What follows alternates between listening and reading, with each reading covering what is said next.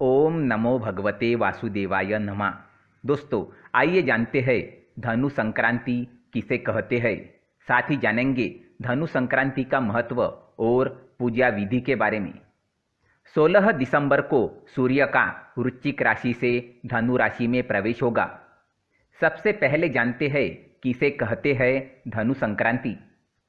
सूर्य का किसी भी राशि में गोचर या भ्रमण को संक्रांति कहते हैं। इस तरह वर्ष में 12 संक्रांति होती है। इसमें मकर और कर्क संक्रांति का ज़्यादा महत्व माना गया है। अब जानते हैं धनु संक्रांति में कौन से कार्य वर्जित होते हैं। ज्योतिष के अनुसार जब भी सूर्यदेव गुरु की राशि धनु या मीन में विराजमान होते हैं तो उस समय को खरमास कहा जाता है। खरमास में किसी भी तरह का कोई मांगलिक कार्य जैसे विवाह, यज्ञोपवीत, गृह प्रवेश, गृह निर्माण, नया व्यापार या किसी भी तरह का कोई भी संस्कार नहीं करते हैं। उल्लेखनीय है कि खर का अर्थ होता है गधा, अर्थात सूर्यदेव की इस समय गति धीमी हो जाती है। अब जानते हैं धनु संक्रांति के महत्व के बारे में।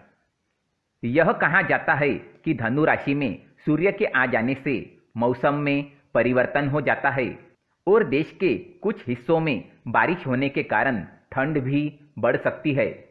इस दिन के बारे में ऐसी मान्यता है कि यह दिन बेहद ही पवित्र होता है। ऐसे में जो कोई इंसान इस दिन विधिवत पूजा करते हैं उनके जीवन के सभी कष्ट अवश्य दूर होते हैं और उनकी सभी मनोकामनाएं पूरी होती है। अब जानते हैं धनु संक्रांति की पूजा कैसे करें। इस दिन भगवान सत्यनारायण की पूजा की जाती है। भगवान सत्यनारायण की षोडश पूजा करें।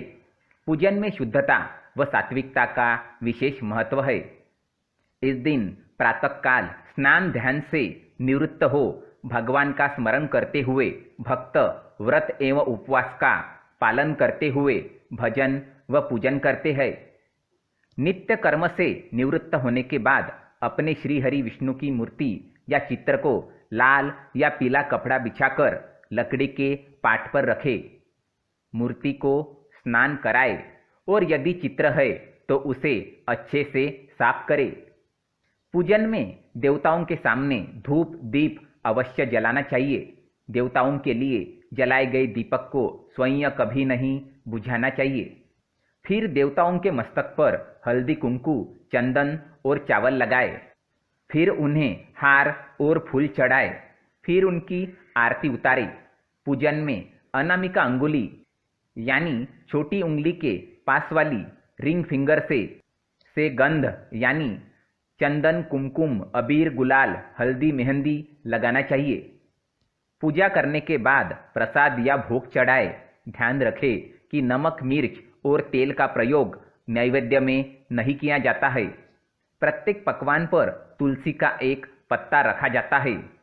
पूजा में उन्हें केल के पत्ते, फल, सुपारी, पंचामृत, तुलसी, मेवा इत्यादि भोग के तौर पर अर्पित किया जाता है।